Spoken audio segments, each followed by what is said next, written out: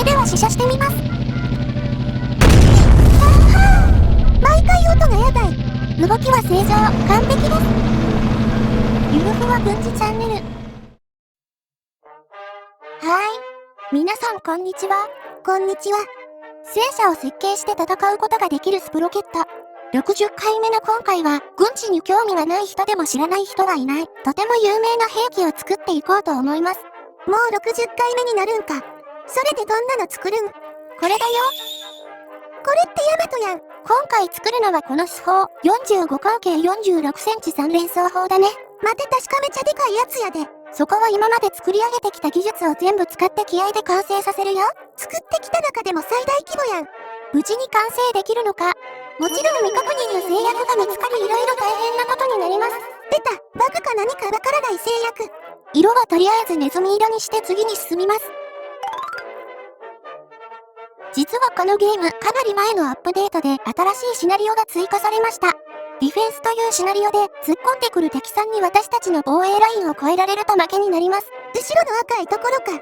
合わせて作る兵器に重量制限もなく移動する必要もありません。要するに、戦車にしなくても砲台とかそういう兵器でも遊べるね。そこでヤマトの手法を使った要塞砲で敵さんを見切り散らしていきます。あれか、固定式の大砲みたいな感じのやつや。そう、それね。はい、今回は足回りは特に不要なのですが、一応スプロケットで設定できる最大規模にしておきます。幅6メートル、長さ12メートルくらいやな。では、ヤマトの砲台となるバーベットを作ります。丸い筒状のやつや。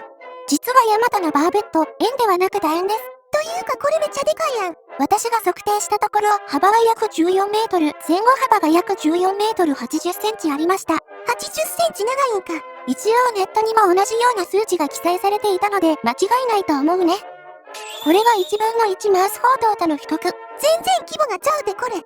いつでもサイズ比較できるように完成まで横に置いておきますよ。では砲塔を作っていきます。まず、砲塔本体の横幅は約 13.3 メートル。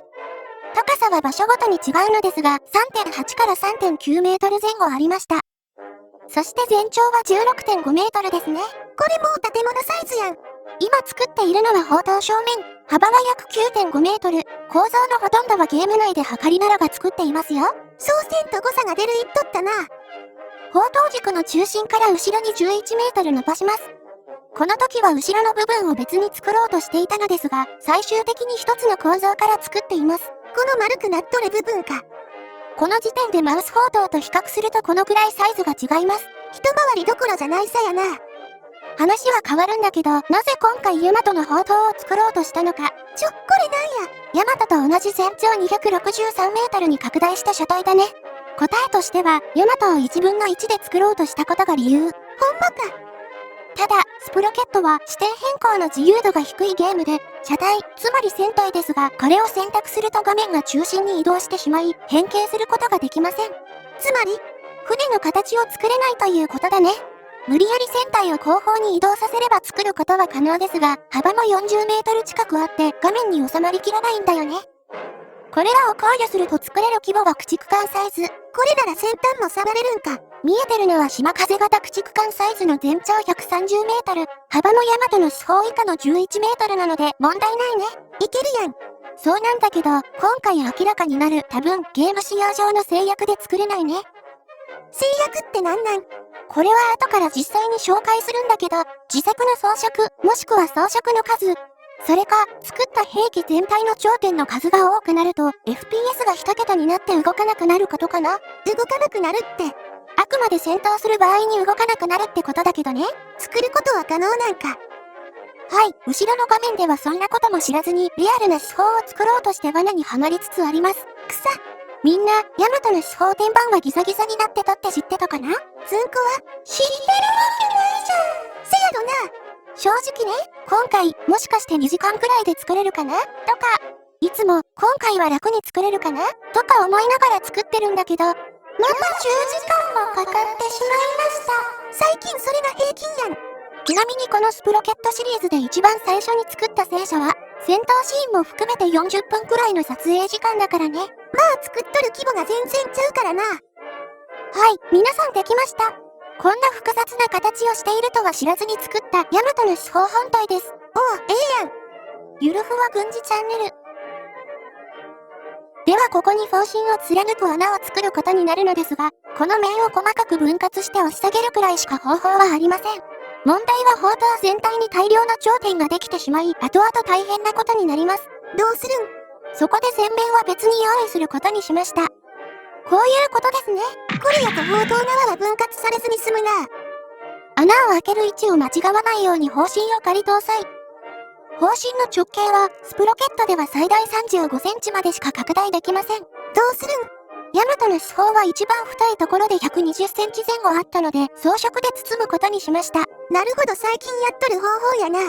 もちろん撃てる砲弾はスプロケットで最大となる25センチなので、方針だけ太く見せているというだけだね。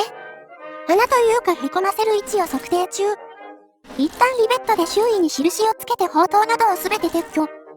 ペイントで穴の形状を作って、これに合わせて面を分割していく方法にします。これやと目測でやるよりも正確に作れるな。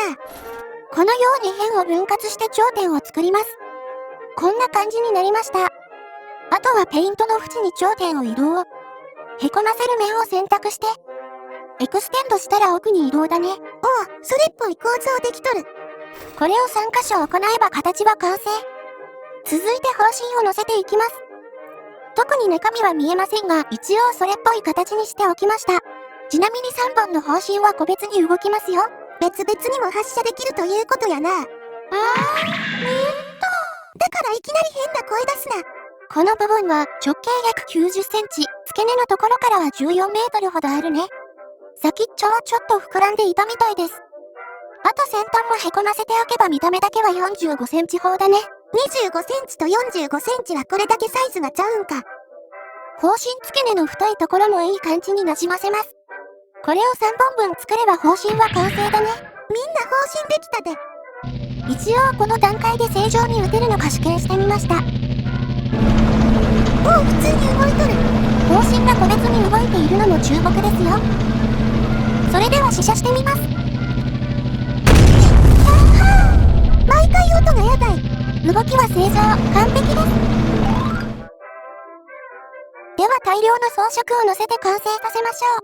これは砲塔の下についていた謎のパーツ。これなんなん？よくわからないので山ちゃんのよだれかけたでもしておきましょう。なんて？ちなみにこのパーツは左右の方針にしかついていません。中央の砲塔にもついているプラモデルやフィギュアがありますが、誤りですからね。今知ったばかりの知識を晒す東北ずんこ。方針付け根には波よけのカバーがついていたのですが、構造が作れないという理由で搭載しませんでした。これは砲塔の左右についていた出っ張り。これは資料では直射種用の照準望遠鏡って紹介されていたね。照準か。砲塔後部に搭載されていたのは測距儀。全長約4メートル、幅は 16.8 メートル、高さは110センチから160センチ。砲塔向かって右側にははしごがついていました。このはしごは砲塔側面と背面にもついていましたよ。天板にはこのような出っ張り。人が滑り落ちんような滑り止めかもしれんな。それで今回最も大変だった部分になるんだけど、これは砲塔の天板についていた柵だね。その支柱か。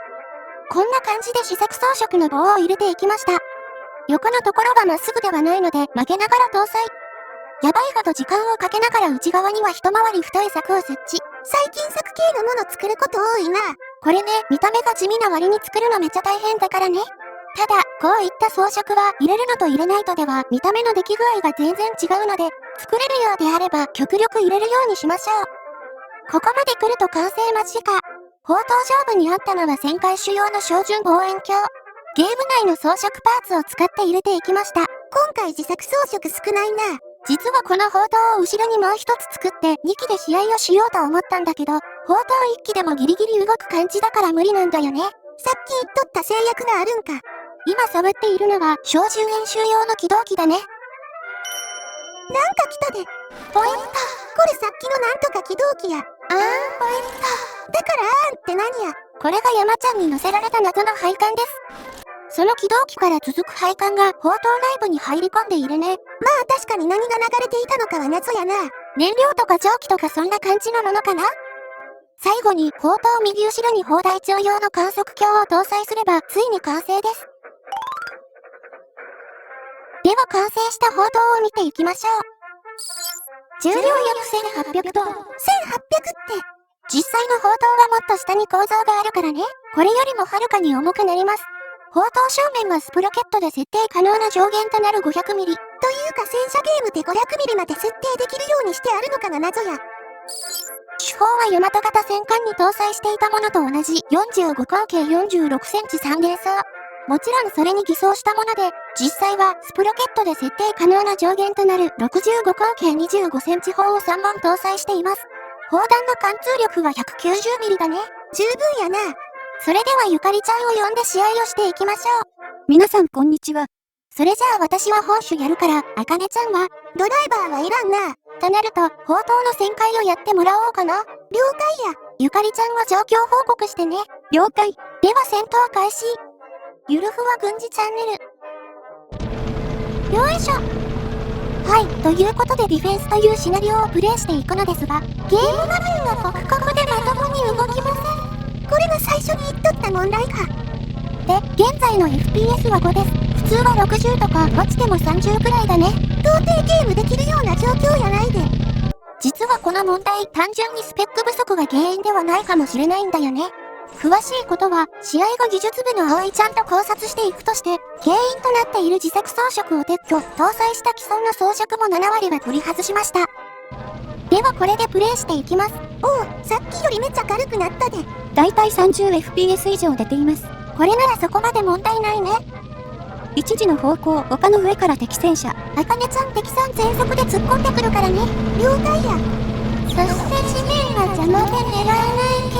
何してんねん。冷静に考えて、なぜパーフェクトの高さをもうちょっと上げなかったのか。さっき後ろにも砲塔を作る予定やって言っとったやろ。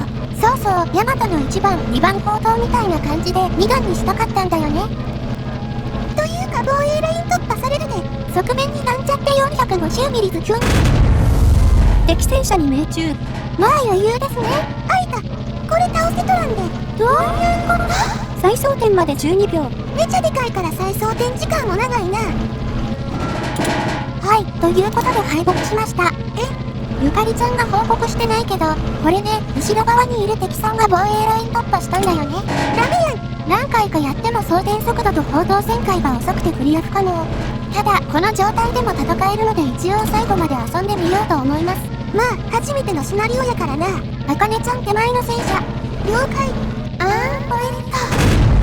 2発上弾、1発命中、撃破。なんか嫌な長弾したで。そういうこともあります。だからいつもやろ。あかねちゃん奥のいやらしい敵戦車。ちょっと大きいやつ狙うで。側面に、ふやんと命中。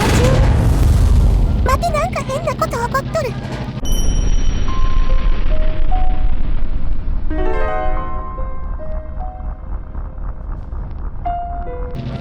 これね、鉄鋼榴弾だから地面に当たると爆発するんだけど、その関数は異常なレベルで多かった。よし、敵戦車2両狙える位置に向けたで。今や。あっちょ敵戦車1両撃破。やったで。まあ450ミリに偽装した250ミリだからね。これで抜けなかったらこのゲームがおかしい。これで抜けなかったらこのゲームがおかしい。左、後ろ向けとる敵戦車やるで。あらあらお尻向けちゃって。背面走行を貫通、撃破。まあ、普通は後ろ向けんからな。ゲームの仕様がちょっとおかしいか。とりあえず横向けとるのやるで。さっきの子ね。多分2発命中。あいた。これ撃破できとらんで。何かおかしい。あかねちゃん左下の戦車。頭だけ出しとるやつやな。次から単射するよ。上弾。あれ？切り替えて右側の方針発射。受け止めるような形で長弾。あれ？どうなってんねん。ちょっと待ってすんちゃん変な汗かいてきちゃった。大丈夫だよね。慎重に狙って。ファイヤー。長弾。こっちだこ。コロコロ長弾。どうなってんねん。コロコロ長弾。くそ。あ、ずんちゃんの汗じゃないですよ。誰も聞いとらんわ。これね、わかった。多分鉄鋼榴弾が原因。鉄鋼榴弾は確か貫通力が7割くらいになるから上弾しやすいかもしれないね。それでも異常なレベルやでこれ。ちょっと砲弾チェンジ。はい、鉄鋼弾に変えてきました。これなら余裕の撃破やな。超至近距離積んだよ。側面走行を貫通撃破。今ので長弾したらどうしようかと思ったわ。サクッとやっていきます。側面にポイッと。上弾。よいしょ。ノーダメージ。よいしょ。ノーダメージ。いやー、ポイッと。全部非貫通。何してんねん。これね、毎回ガチでやってこうなんだって。敵戦車炎上。なぜかお尻を向ける野生の敵さん。敵さん激しく炎上。ちなみに1回前段長弾しています。ちょっと傾斜ついてるからね。あかねちゃん180度転換。了解。それにしてもゆっくりやな。マジ。ちなみに砲塔の旋回速度はパワーと砲塔重量で左右されます。今回は出力が最大で砲塔重量は1500トンくらいになるのかな。この砲塔でも普通に動くってのがすごいな。完全に戦車の重量じゃないからね。敵戦車炎上。こんな感じかな。結論としては250ミリの鉄鋼弾でも長弾するときは長弾する。それでも頻度が多すぎや。では葵ちゃんと今回確認できた PC の動作が重くなる原因について調べていきましょう。妹ちゃん登場です。はい、私からはゲーム中の FPS が異常低下する問題についてお話ししようと思います。結論としては原因はゲーム側にある可能性が高いと考えています。ちなみにズンちゃんがいつも遊んでいる PC はこんな感じのスペックだね。 CPU は最新のもので GPU は数年前のものという謎の PC です。笑った。これを見ると GPU の処理不足が疑われるところですが、そうとも言えないことが分かりました。例えばこちら、動作が異常に重くなるのは砲塔を旋回させた時だけです。キー操作で砲塔の動きを止めることができます。はい、今砲塔の動きを止めました。このようにスムーズに動きます。つまり砲塔を動かすと重くなり、止めると軽くなるということですね。動画にはしていませんが、解像度を下げたりゲームのグラフィックを最も軽い設定にするとどうなるのか。 PC の負荷率は大幅に下がるはずですが、カクカクで動作は変わりませんでした。ゲームの動作を軽くしても FPS は1桁でカクカクでした。このことから PC の処理不足が原因ではないことが疑われます。さらにカクカク状態では GPU の使用率が低くなって負荷がほとんどかかっていないことも分かりました。 GPU が働いていない状態だね。この3つから謎の PC ではなくゲーム側に問題がある可能性が高いと判断しました。